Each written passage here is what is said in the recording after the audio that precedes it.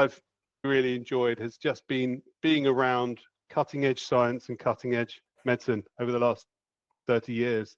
And the earliest technology that we had was optical character recognition and scanning. That was tech. That was tech in 1996. There was me thinking I was at the forefront of technology, scanning these pieces of patient information and putting them into a very rudimentary database. Some of the earliest trials that I worked on, believe it or not, one of the first ones was Viagra. I tell my kids this story and they laugh so much. I think we need to just remind ourselves that the pharmaceutical industry, like many others, is very conservative.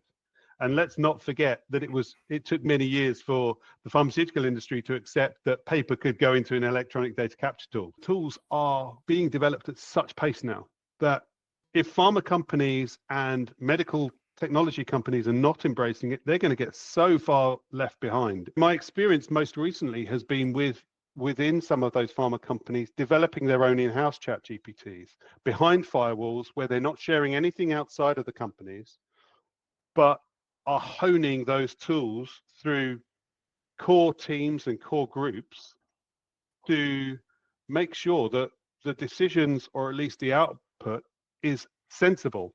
And no large language model is going to be sensible unless it's validated by a human being. Any company can bring in data scientists, but ultimately they need to understand what's going on behind that data. Unstructured data is like art, isn't it? One person thinks it looks good and another person thinks it's horrible. A Picasso to one person might be the greatest thing they've ever seen, and to another person might just be splodges of paint on a canvas. I think pharma should stick to what pharma are good at. That's running trials, doing good science, and developing medicines. I think they are trying to take on too much if they're building technological arms. I think there are many new companies out there that are offering those services to pharma, and that's their expertise. Personally, I think they should work alongside other technology experts and companies that really do focus on doing the nuts and bolts of building technology that can bring that to bear. Last year has been terrible from an economic perspective and from employment perspective, specifically in pharma and biotech. I think it's been the worst years in terms of layoff. A lot of very talented people have been impacted. What do you do when you spend the last 20, 30 years in the same company and you find yourself back looking for a job when you haven't been looking for a job for 20, 30 years?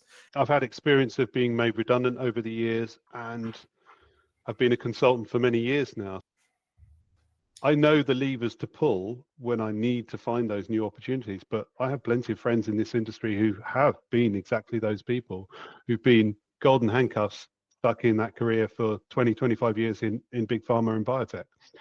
And for those people, it's a very tough world to be thrown into right now. What people are looking for on LinkedIn particularly, and other similar platforms, are the real stories behind the people. What is it you're interested in as well? As far as I'm concerned, I can do my best work anywhere in the world with the technology that exists today.